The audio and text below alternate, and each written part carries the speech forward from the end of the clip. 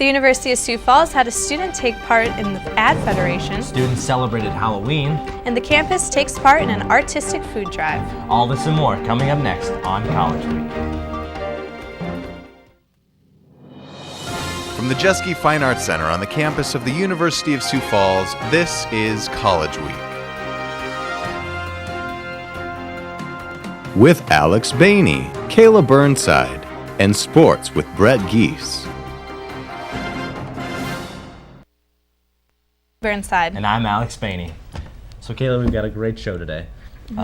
Actually, Hannah Olson is sitting down with Bob Barclay to talk about the Event Center. And we'll be talking about students coming back from fall break and how Halloween was over fall break this year, which switched up a few things, but I think it's going to be a really great show today. Agreed. Students from USF are putting on a 3-on-3 basketball tournament that will benefit Kids Against Hunger. That will take place this afternoon. Kids Against Hunger is an organization that feeds families around the world by making food packages made of rice, soy, and vitamins. The organization delivers the packets to areas like Haiti and even right here in the Sioux Empire. The tournament will be at 4 p.m. in the Stewart Center.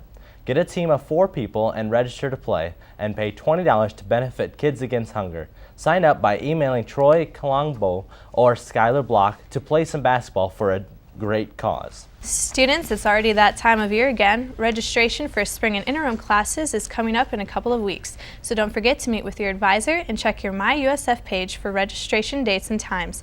Registration will begin on November 9th for students with 90 or more credit hours and will unofficially conclude on November 16th for freshmen or those with 16 credit hours or fewer. The USF Music Department will present the USF Fall Choir Concert this Sunday, November 6th at 4 p.m. at Central Baptist Church. The concert will feature the Magical Singers, Cantare, and the Concert Chorale. There will also be 2 fundraisers following the concert, a chili and a pie dinner, and a silent auction. The whole event is a free will offering.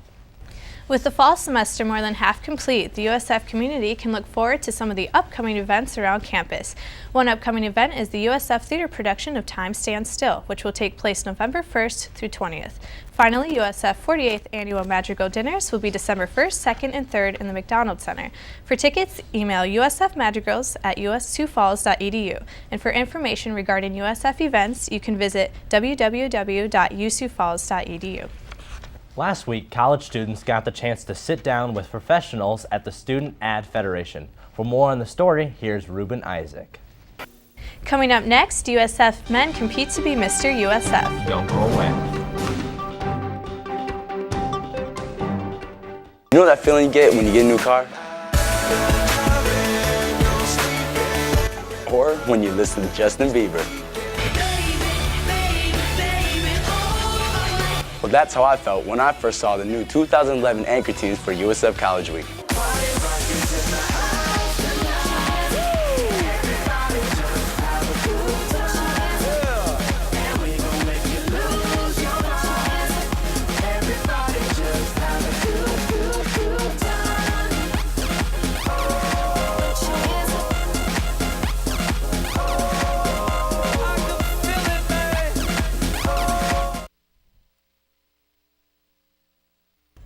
Do you have what it takes to win the crown? It's that time again where USF men put on their nicest suit and show off their talent in the 2nd annual Mr. USF pageant.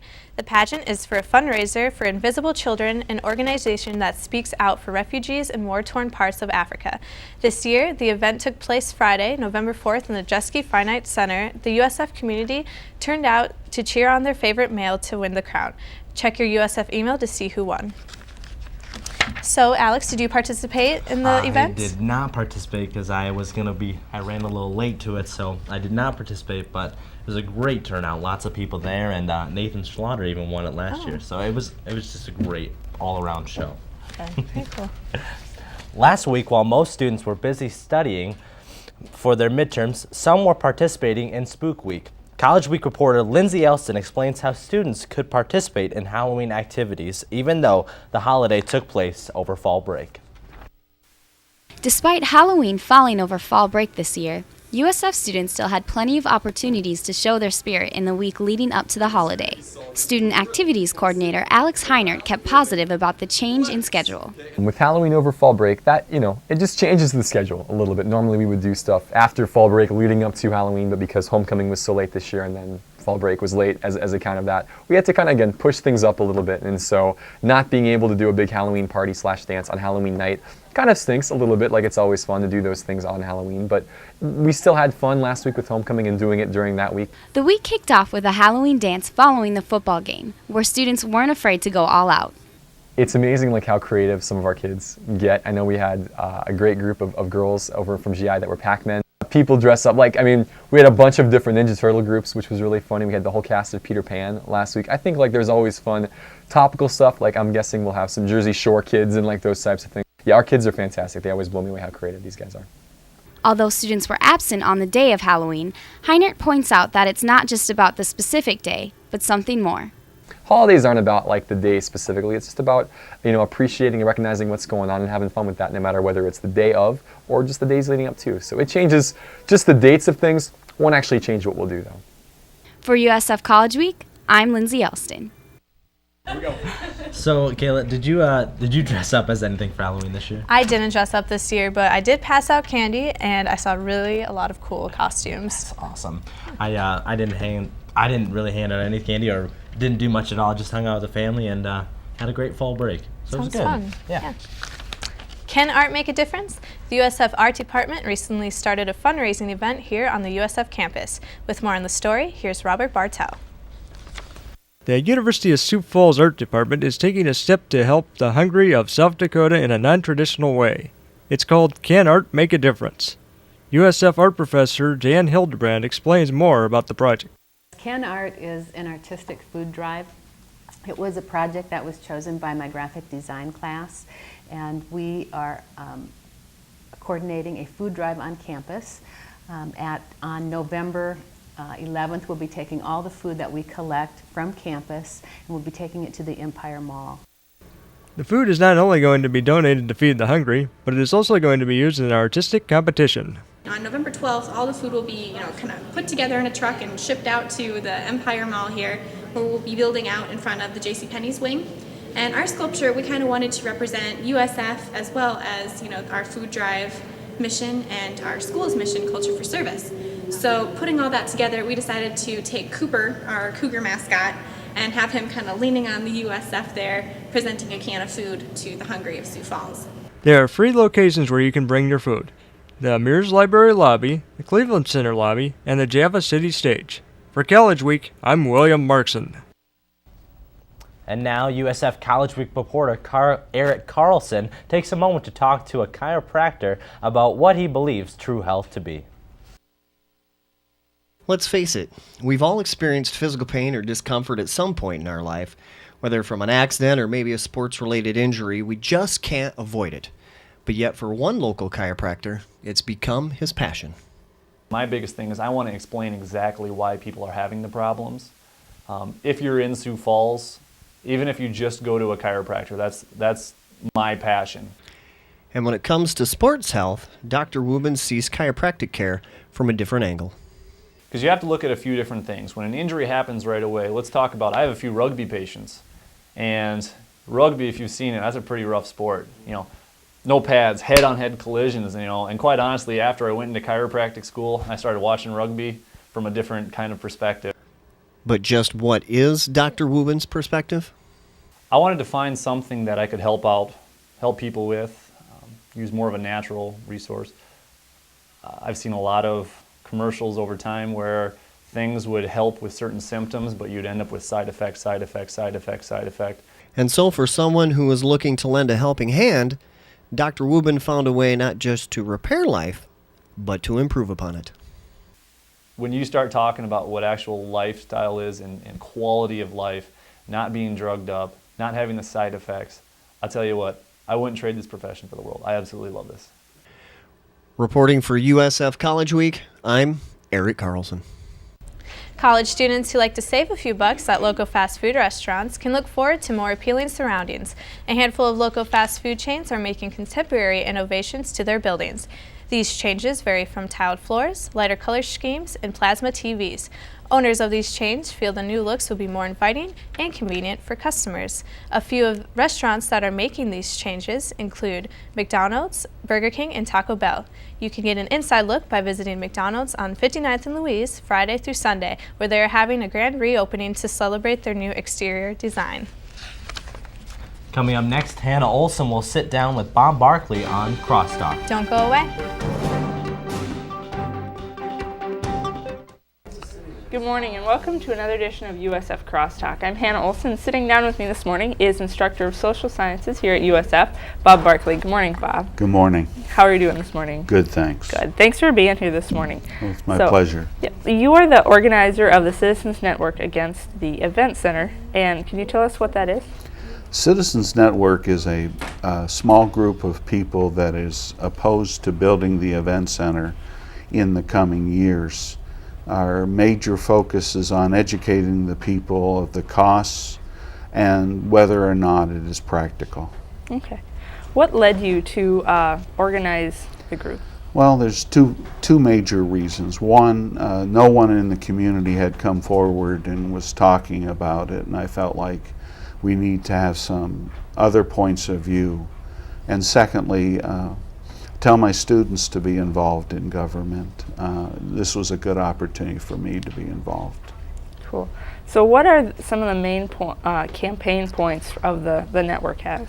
The two major points are, this is an expensive want, not a need, and secondly, it's the wrong time. What I mean by expensive want is the simple fact that Sioux Falls has the arena and the convention center, and we really don't need a third facility at this time. It's wrong in the sense that the economy is in a downturn or economic downturn, and secondly, the cost will be borne or bared by the people of Sioux Falls. Okay, so in this, this is a special election we're having technically. Ballot issue. Yeah, the ballot issue. In time, it's hard enough to get a good turnout for a regular election. What are some of the things that the network is doing to help push the vote? Right now, it looks like the absentee ballots have set a record for Sioux Falls. The absentee voting has been going on since September, 6 weeks before the election, and something like 3,000 people have voted already, which is a record. The second point or idea is we've been going door to door throughout Sioux Falls, and will continue this Saturday. If someone would be interested in coming along or participating, handing out flyers. I've been speaking at various civic groups and service groups around the city, and it's worked out quite well. So how did the actual issue get to be on the ballot? And it might be kind of partly my ignorance in not keeping up, but how did it? Well, City Council proposed, the mayor really proposed it, and then the City Council has followed through and brought about the concept of this event center. The event center will be built at the arena. Initially that was controversial. Some wanted it downtown, some wanted it at the arena, some wanted it out by the interstates, or junction point of Interstate 29 and Interstate 90. But the council voted in a 5-4 vote, with the mayor casting the ultimate vote to build it at the arena. Part of that reason was the cost at the arena seems to be less than at other facilities. Okay. Why do you think it's important that citizens actually get to vote on this and kind of make the decision whether we build it or not? Well, it's a $184 million investment in the community, including interest. The original cost is $115 million. The additional cost is the interest, making $184 million. This will be done over 22 years to 2033. And the investment comes out of the second penny sales tax. And the second penny sales tax is used by the city for capital improvements. And capital improvements are roads, sanitation systems, different needs, parks and rec. And so it's developing quite a bit. It'll be about $9 million a year starting in 2017. Wow. So do you think if the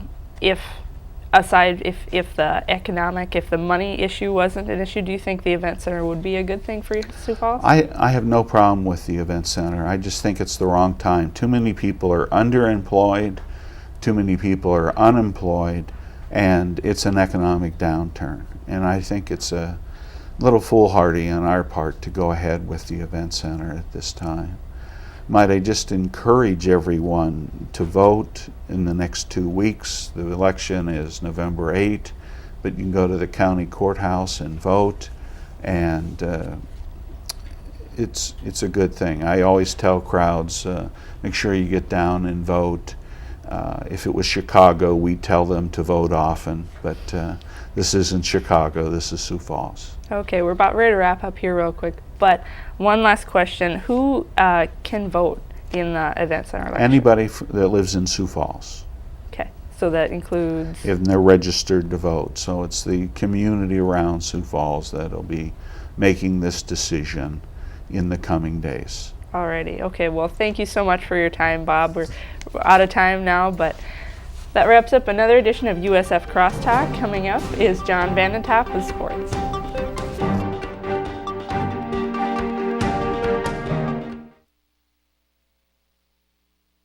Oh, this is the life.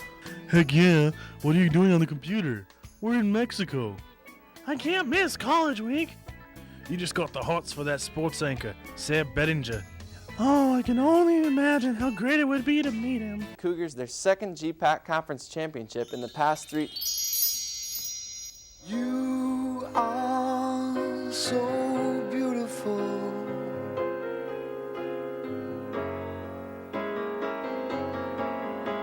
To me. Even when we're on spring break, all you can think about is College Week and that stupid anchor. A girl can dream, can't she? And now Brett Geese takes a look at sports. So Brett, what do we got coming up in sports today? Got a little bit of soccer, a little bit of volleyball, and surprise, no football. No football, but the Vikings got a big win this weekend versus Cam Newton and his rookie sensation going on right now. Yes, 2 rookie quarterbacks playing fantastic football. Maybe some promise for those Vikings. I think it looks good, even though there's only 2 wins, but I think it looks good. And the Bears got a big matchup on Monday, don't they? Yes, Monday night against the Eagles in Philadelphia. Should be a good one. Make sure to watch it. Exactly. The USF men's soccer team must believe in making games close and very interesting. Last weekend, the Cougars played 2 games and took them both to double overtime before sealing the deal. On Friday, the Cougars took on Truman State, and the Cougs got on the board fast. In only the 11th minute, a header by sophomore Lance Norling snuck past the goalie to give USF an early 1-0 lead. Stayed 1-0 until 20 minutes left in regulation when Truman State scored a goal of their own to take it to overtime. But finally, after a full overtime period and all but 5 minutes of a second overtime, Norling found the net again, sealing the deal for the Cougars in a 2-1 victory. Saturday night against Upper Iowa was almost the exact opposite for the Cougars. USF gave up a goal in the 5th minute and did not tie it up until the 60th minute to force it to extra time. For the second straight day, the Cougars took it to a second overtime before gaining the advantage. A cross from Zach Jurgens found Connor Shefty, who put in the goal to finish off Upper Iowa and give USF a 6-7-1 record for the year. USF will finish off the season with a home tournament starting today when they play Simon Fraser at 6 o'clock. Their final game will be Sunday with the team and time yet to be announced. Earlier this week, the USF volleyball team had a thriller of their own, defeating Winona State in 5 sets. Cougars were down 2-1 and down 19-13, but the Cougars would not give up, coming back to win that set 27-25. This set was also back and forth until a block by Sarah Junt sealed the victory for the Cougars, improving their record to 12-26. Cougars will finish off their season this weekend by going to Lindenwood University for a Division II transition tournament. Fantasy football gives us all a new way to look at football, and earlier this week, I sat down with self-appointed fantasy football expert Sayer Bettinger to talk our thoughts about this NFL season. Welcome to the first edition of the Fantasy Football Moment. I'm Sayer Bettinger, sitting down here with Brett Gies, and today we're going to talk about some of the surprising players in fantasy football, both the good and the bad. Plus, we'll also be giving our mid-season MVPs. Sayer, who's been a real surprise in a good way for you this year? Well, I've got to say that a big surprise for me this year has been Carolina Panthers quarterback Cam Newton, the #1 pick in the draft. He's proven throughout the first few weeks of the season, the first half of the season, that he's one of the best dual-threat quarterbacks in the league. I mean, whether the Panthers need a big third-down conversion, a big touchdown, Cam Newton's there to get it done. I know the record doesn't reflect his production, but nonetheless, he's been good. And what about you, Brett, on the negative side of things? What do you think has been a big surprise? It'd be no surprise if I mentioned Chris Johnson right here. I mean, 2 years ago, ran for over 2,000 yards. Now, I mean, he has, I think, 300 yards. Cam Newton actually has run more yards than Chris Johnson. That's telling you how terrible it is, whether it's he got paid this offseason, now is just like, I got paid, I don't need to perform anymore. I don't know what it is, but he has been a big downer this year. Absolutely. Sayer, who so far has been your MVP this year? I've got to look at Matt Forte of the Chicago Bears. I mean, a dual threat running back, gets it done, leads the team in receiving and rushing. It's hard to not mention guys like LaShawn McCoy, who's had a great season, but Matt Forte, I mean, in a contract year, he's really trying to earn that money. And there's another guy out east playing in Buffalo, Brett. What can you tell us about him? Good old Fred Jackson coming up from the Sioux City Bandits, playing overseas, now the Buffalo Bills, probably one of the better stories in the league right now.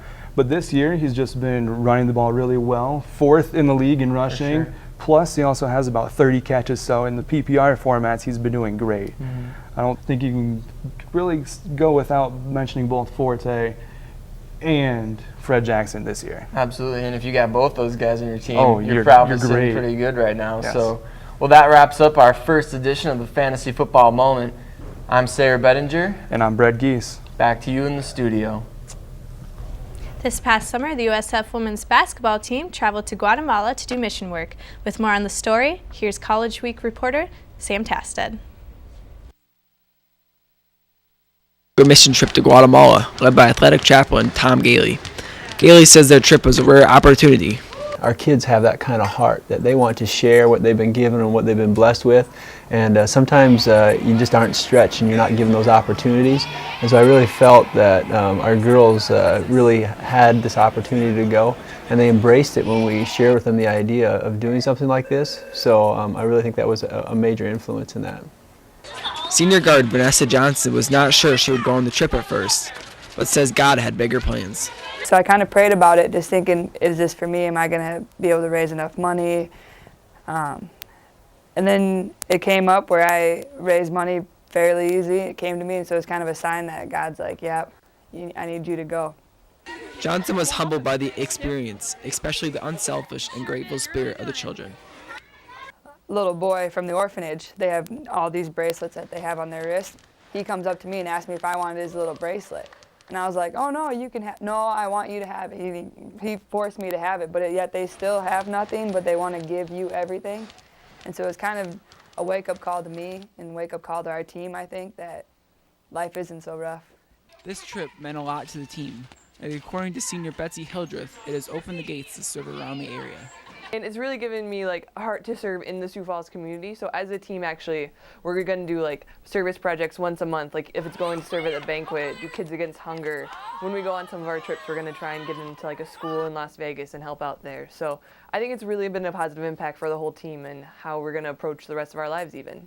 Head coach Travis Traphagen says this was a memorable trip and reflects on how we should all be thankful for what we have. And more than anything, I think, not just for the kids, but myself and our coaching staff, just kind of one of those trips that you'll always remember, making a difference for kids and just seeing how fortunate, I guess, we really are when we come back and see how poverty-stricken some people are. For College Week Sports, I'm Sam Tasted. So Hannah, what's coming up next week for Crosstalk? Well, Beth Salisbury is going to sit down with Jeff Widener and talk about a mission trip to New Orleans that he went on. Sounds good. Yeah. And Brett, what do we got in sports for next week? Well, we're going to go a little bit in depth with a couple national champions in track. Awesome, sounds good. And that wraps up another edition of USF College Week. I'm Alex Bainey. And I'm Kayla Burnside. Have a great day.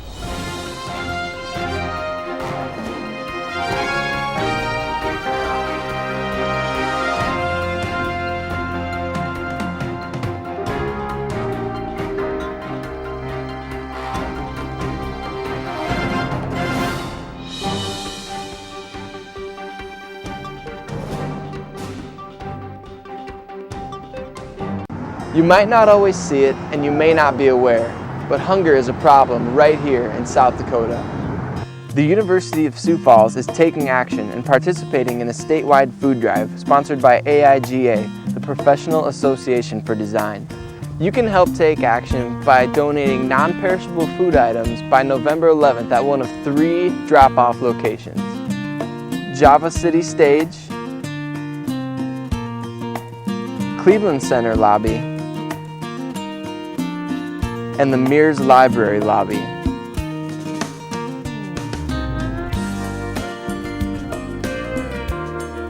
You can make a difference. Together, we can make a difference.